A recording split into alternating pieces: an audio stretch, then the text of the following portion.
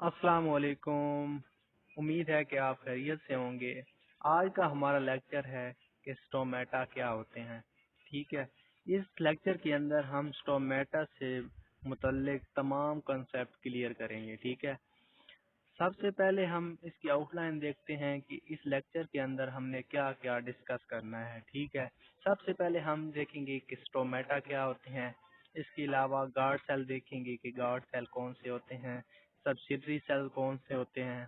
फिर हम स्टोमेटा की अकरस देखते हैं। फिर हम देखेंगे कि मैकेनिज्म कौन कौन से हैं जो कि ओपनिंग करते हैं स्टोमेटा की या स्टोमेटा को क्लोज करते हैं। फिर हम इसकी टाइप देखेंगे on the basis of structure, यानी साख की बुनियाद पर स्टोमेटा की कौन सी इकसाम है।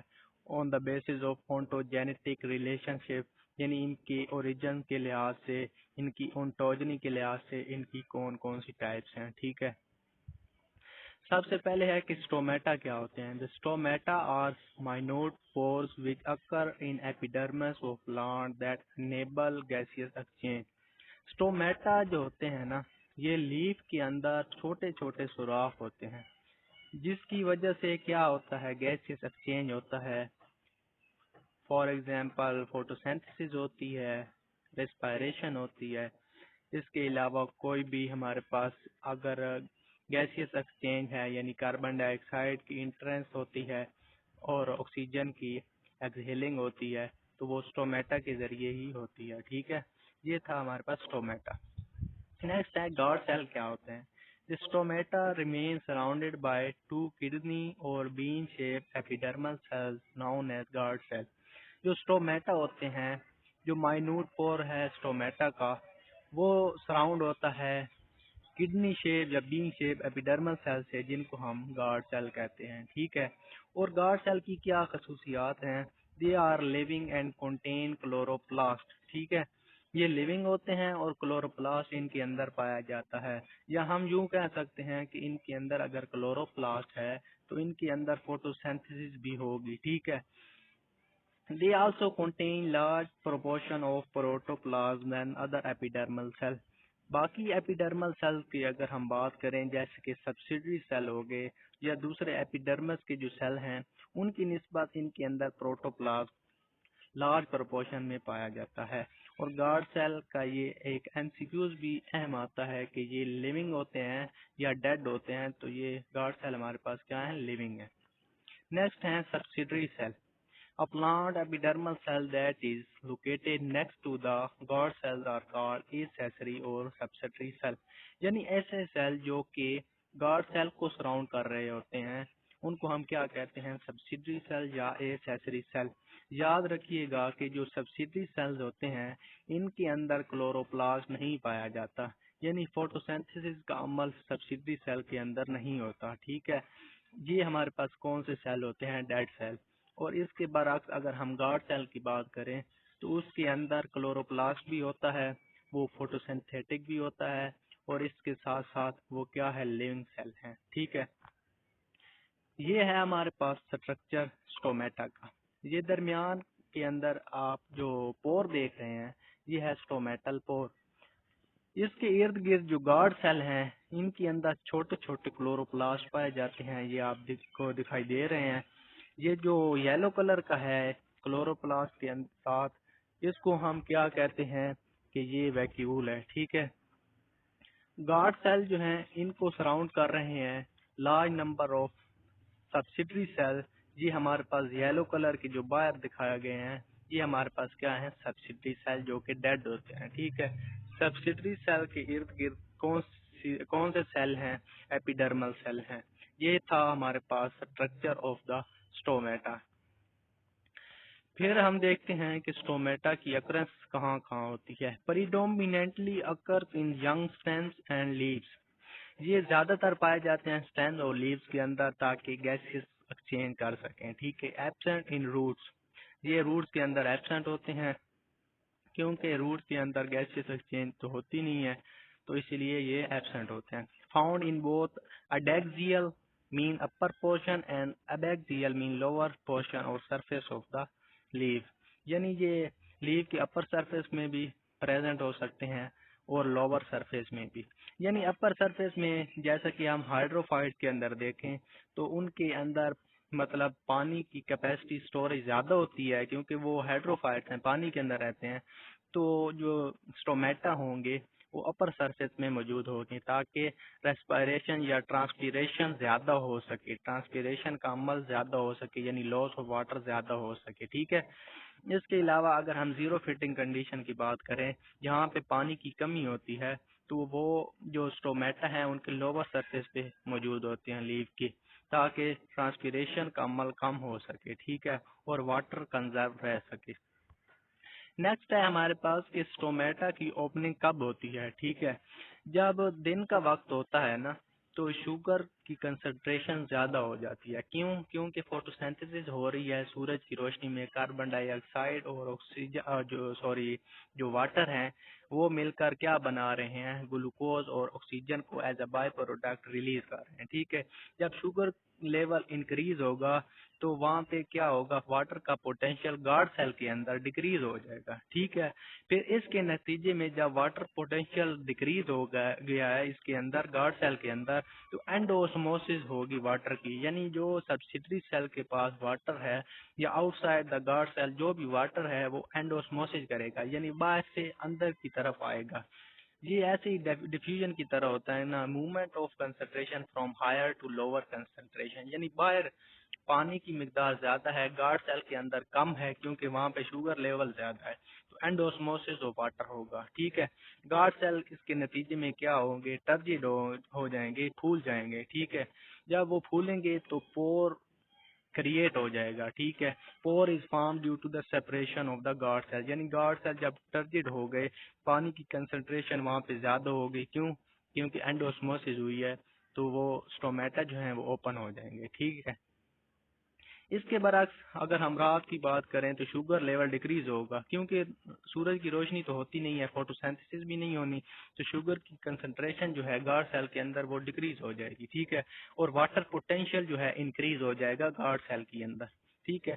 गार्ड सेल के अंदर वाटर पोटेंशियल ज्यादा है, तो वाटर क्या करेगा, बाहर मूव करेगा सब्सिडरी सेल की तरफ। ठीक है। एक्सोस्मोसिस होगी, मतलब क्या कि गार्ड सेल से पानी निकल कर बाहर जाएगा। ठीक है। इसके नतीजे में क्या होगा कि गार्ड सेल जो होंगे वो फ्लैसिड हो जाएंगे, यानी सुकड़ जाएंगे, और स्टोमेटल पोर जो है वो क्लोज हो जाएगा। ये है इनकी डायग्राम। ये जो लेफ्ट साइड पे है ये डायग्राम, अगर हम इसकी बात करें तो ये डे टाइम की है, यानी फोटोसिंथेसिस का अमल हो रहा है, इसके गार्ड सेल के अंदर शुगर की कंसंट्रेशन ज्यादा है, तो बाहर से सब्सिडरी सेल से पानी अंदर की तरफ मूव करेगा। ठीक है। इसके नतीजे में जो गार्ड सेल है वो स्वोलन हो जाएंगे, और स्टोमेटा जो है वो ओपन हो जाएंगे। ये जो है इसकी डायग्राम अगर हम देखें, ये रात के वक्त की है, यानी जब फोटोसिंथेसिस का अमल नहीं हो रहा, और हमारे पास जो गार्ड सेल के अंदर शुगर की कंसंट्रेशन वो लो है, और पानी की कंसंट्रेशन, वाटर पोटेंशियल हम कह सकते हैं कि ज्यादा है, तो पानी मूव करेगा from the guard cell toward the subsidiary cell, तो गार्ड सेल क्या हो जाएंगे, श्रंकन हो जाएंगे या फ्लैसिड हो जाएंगे, या हम कह सकते हैं कि सुकड़ जाएंगे, तो स्टोमेटा क्या हो जाएंगे, क्लोज हो जाएंगे। नेक्स्ट है पोटेशियम इनफ्लक्स। जब डे टाइम होता है ना, तो जब ब्लू लाइट पड़ती है ना सूरज की, तो क्या होता है, एक्टिव इनफ्लक्स ऑफ पोटेशियम, यानी पोटेशियम का इनफ्लक्स होता है, यानी सब्सिडरी सेल या बाहर से जो पोटेंशियल ग्रेडियंट होता है उसकी वजह से जो पोटेशियम आयंस हैं वो गार्ड सेल के अंदर मूव करते हैं, और इसके नतीजे में क्या होता है, वाटर पोटेंशियल जो है डिक्रीज हो जाता है। जैसा कि हमने पहले ही पढ़ा था, जब शुगर की कंसंट्रेशन ज्यादा हुई थी तो वाटर पोटेंशियल डिक्रीज हो गया था। इसी तरह जब पोटेशियम की का इनफ्लक्स होगा, पोटेशियम अंदर आएंगे गार्ड सेल के अंदर, तो वाटर पोटेंशियल जो है वो डिक्रीज हो जाएगा, और इसके नतीजे में क्या होगा, एंडोस्मोसिस होगी, यानी पानी जो है वो बाहर से मूव करेगा गार्ड सेल के अंदर, और गार्ड सेल क्या हो जाएंगे, टर्जित, और ओपनिंग ऑफ स्टोमेटा, मतलब स्टोमेटल पोर क्रिएट हो जाएगा। ये आप देख रहे हैं कि जब पोटाशियम का इनफ्लक्स हो रहा है तो वाटर भी अंदर मूव करेगा, या वाटर मूव अंदर करेगा गार्ड सेल के अंदर, तो फिर इसके नतीजे में क्या होगा कि जो स्टोमेटा है वो ओपन हो जाएंगे, टर्जिड हो जाएंगे। जब रात का वक्त होता है तो पोटाशियम का आउटफ्लक्स होता है, यानी गार्ड सेल से जो पोटाशियम आयंस हैं ये बाहर मूव करते हैं। इसके नतीजे में वाटर पोटेंशियल इंक्रीज हो जाता है। जब वाटर पोटेंशियल इंक्रीज होगा तब ये एक्सोस्मोसिस होगी, यानी पानी गार्ड सेल से बाहर मूव करेगा सब्सिडरी सेल की तरफ और गार्ड सेल खुद सुकड़ जाएंगे, फ्लैसिड हो जाएंगे या श्रंकन हो जाएंगे और स्टोमेटा क्या हो जाएंगे, क्लोज हो जाएंगे। ठीक है, ये डायग्राम है।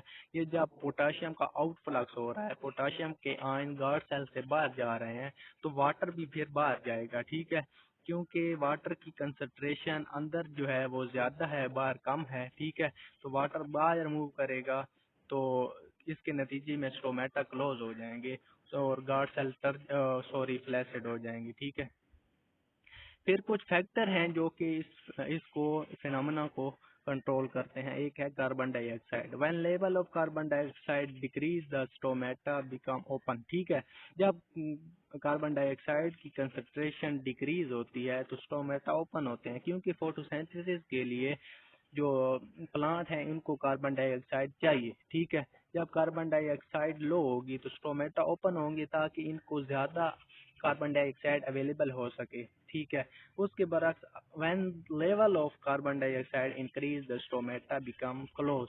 जब प्लांट के अंदर कार्बन डाइऑक्साइड की कंसंट्रेशन ज्यादा हो जाती है तो स्टोमेटा क्या करते हैं, क्लोज हो जाते हैं, क्योंकि उनकी रिक्वायरमेंट पूरी हो चुकी है, उनकी जरूरत जो है फोटोसिंथेसिस के लिए वो पूरी हो चुकी है, तो स्टोमेटा क्या होंगे, क्लोज हो जाएंगे। नेक्स्ट है ब्लू लाइट। ब्लू लाइट जो होती है ये गार्ड सेल के अंदर एसिडिफिकेशन बढ़ा देती है, यानी एसिड का लेवल ज्यादा हो जाता है। इसके नतीजे में क्या होता है, पोटाशियम का इनफ्लक्स होगा। जब पोटाशियम का इनफ्लक्स होगा तो गार्ड सेल क्या हो जाएंगे, टर्जिड हो जाएंगे और क्या करेंगे, जो गार्ड सेल है वो ओपन हो जाएंगे।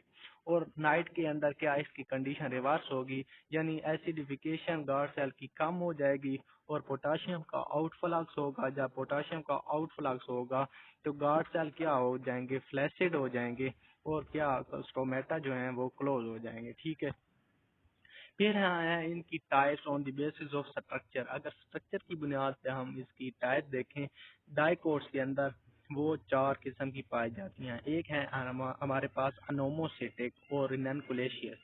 ये ऐसे स्टोमेटा होते हैं जो कि सब्सिडरी सेल से तो सराउंड किए होते हैं, लेकिन सब्सिडरी सेल के नंबर जो है ना वो हमारे पास स्पेशलाइज नहीं होते। या तो वो 3 हो सकते हैं या 2 हो सकते हैं, यानी वेरी करते हैं नंबर सब्सिडरी सेल के। ऐसे स्टोमेटा पाए जाते हैं एपोसाइनेसी फैमिली के अंदर, चिनोपोडिएसी के फैमिली के अंदर, इसके अलावा कोकरबिटेसी फैमिली के अंदर ज्यादा पाए जाते हैं। नेक्स्ट है अनीसोसिटिक और क्रूसीफेरस स्टोमेटा। ठीक है, ये एक ऐसे स्टोमेटा होते हैं जो कि सब्सिडरी सेल से मतलब सराउंड होते हैं, लेकिन वो सब्सिडरी सेल 3 होते हैं। ये स्पेसिफिक होते हैं, मतलब सब्सिडरी सेल का नंबर कितना है, 3 है। उन 3 में से जो एक स्टोमेटा होगा, एक सब्सिडरी सेल होगा, वो हमारे पास क्या होगा, स्मॉलर होगा और दूसरे 2 जो होंगे वो बड़े होंगे। ठीक है, ये करेक्टरिस्टिक है अनीसोसेटिक स्टोमेटा की। ठीक है, इनके अंदर एग्जाम्पल आ जाती है सुलेनम और निकोटियाना। ठीक है, नेक्स्ट है पैरासिटिक और रुबेसियस। रुबिएसियस फैमिली के अंदर ये ज्यादा पाए जाते हैं। ये स्टोमेटा ऐसे होते हैं कि जो कि यानी इनके अंदर जो स्टोमेटा है वो सराउंड कर रहे हैं सब्सिडरी सेल के, वो गार्ड सेल के पैरेलल होंगे, मतलब जिस एंगल से गार्ड सेल आ रहे हैं उसी एंगल से हमारे पास जो है सब्सिडरी सेल भी आ रहे हैं। इनकी आगे हम डायग्राम में देखते हैं तो आपको ज्यादा क्लियर हो जाएगा। ठीक है, नेक्स्ट है डायासिटिक और कैरियोफाइलेशियस। ये ऐसे स्टोमेटा होते हैं जो कि गार्ड सेल के परपेंडिकुलर होते हैं, मतलब इसके 90 डिग्री के एंगल पर मौजूद होते हैं गार्ड सेल के। ठीक है, ये अकेंथेसी फैमिली के अंदर पाए जाते हैं। नेक्स्ट है ग्रेमिनियस टाइप। ये एक ऐसे स्टोमेटा होते हैं कि जो हमारे पास जिनके अंदर गार्ड सेल हैं वो डंबल शेप में होते हैं। इनके अंदर जो कैविटी होती है वो नैरो बिल्कुल तंग होती है और हमारे पास क्या होते हैं, बल्बस, इनके फूले हुए एंड होते हैं। ठीक है, ये ऐसे स्टोमेटा पाए जाते हैं ग्रेमिनी फैमिली और सिप्रेसी फैमिली के अंदर। ठीक है, ये आप डायग्राम में देख सकते हैं। सबसे पहले है अनोमोसिटिक। अनोमोसिटिक स्टोमेटा ऐसे हैं कि जो कि ये आप लेफ्ट साइड पे देख सकते हैं, सबसे ऊपर वाली डायग्राम। ये ऐसे स्टोमेटा हैं जिनके अंदर हमारे पास सब्सिडरी सेल की जो है तादाद वो स्पेशलाइज नहीं है, मतलब 3 भी हो सकते हैं, 4 भी हो सकते हैं, ठीक है। इसके बाद है अनीसोसिटिक स्टोमेटा। अनीसोसिटिक स्टोमेटा के अंदर जो स्टोमेटा है सराउंड किया हुआ है 3 सेल से, सब्सिडरी सेल से, ठीक है। तो उसके अंदर जो एक सब्सिडरी सेल है वो स्मॉलर है और 2 जो हैं वो लार्जर हैं, ठीक है। नेक्स्ट आप तीसरी डायग्राम में देखें जो कि डायासिटिक की है। इसके अंदर जो है ना, जो सब्सिडरी सेल हैं वो स्टोमेटा को या गार्ड सेल को सराउंड कर रहे हैं। वो गार्ड सेल के क्या है, परपेंडिकुलर हैं, ठीक है। अगर परपेंडिकुलर हैं तो हम क्या कहेंगे, ये डायासिटिक कंडीशन है। नेक्स्ट है लास्ट में पैरासिटिक। पैरासिटिक के अंदर सब्सिडरी सेल और गार्ड सेल एक दूसरे के पैरेलल हैं, तो इस कंडीशन को हम क्या कहेंगे, ये पैरासिटिक कंडीशन है। नीचे दिखाई गई है ग्रेमिनियस टाइप। ये हमारे पास दो जो गार्ड सेल हैं ये डम्बल शेप हैं, इनके अंदर जो कैविटी है बहुत नैरो है, यानी तंग पाई जाती है, और साथ में 2 फूले हुए एंड है जिसको हम बल्बस एंड कहते हैं। नेक्स्ट है इनकी types on the basis of ontogeny, यानी इनका मतलब निकलने का मरकज कहाँ क्या है या बनते कहाँ से हैं, ठीक है। पहली टाइप है हमारे पास मीजोजीनियस स्टोमेटा। ये एक ऐसे स्टोमेटा होते हैं जो कि गार्ड सेल, जिसके अंदर गार्ड सेल और सब्सिडरी सेल का ओरिजिन कॉमन होता है, यानी जहाँ से सब्सिडरी सेल निकल रहे हैं वहीं से गार्ड सेल भी ओरिजिनेट हो रहे हैं, तो ऐसे स्टोमेटा को हम मेसोजीनियस स्टोमेटा कहते हैं।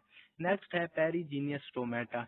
इसके अंदर ऐसा होता है कि सब्सिडरी सेल और गार्ड सेल का जो ओरिजिन है वो सेम नहीं होता, मतलब सब्सिडरी सेल किसी और एपिडर्मल सेल से क्रिएट हो रहे हैं और गार्ड सेल किसी और एपिडर्मल सेल से या प्रोटोडर्मल सेल से ओरिजिनेट हो रहे हैं, ठीक है। ऐसी कंडीशन को क्या कहते हैं, पेरीजीनियस स्टोमेटा।